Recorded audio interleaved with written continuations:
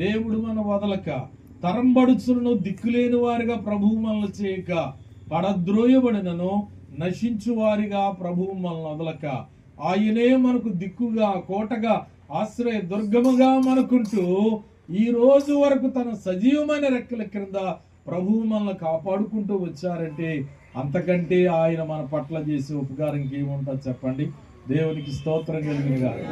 కనుక ప్రభువు చేస్తున్న ఉపకారములను పొందుకున్న మనము ఏం చెల్లించాలి అని అంటే తిరిగి ఆయనకు కృతజ్ఞతాస్తుతులు చెల్లించాలి. దశలోనికి వ్రాసిన మొదటి పత్రిక 5వ అధ్యాయము 16వ వచనంలో అపోస్తుడైన పౌలు భక్తుని ద్వారా పరిశుద్ధాత్మ దేవుడు మాట్లాడుతున్న మాట. దశలోనికి రాసిన మొదటి పత్రిక 5వ అధ్యాయము 16వ వచనం, ప్రతి విషయమందును కృతజ్ఞతాస్తుతులు చెల్లించుడి,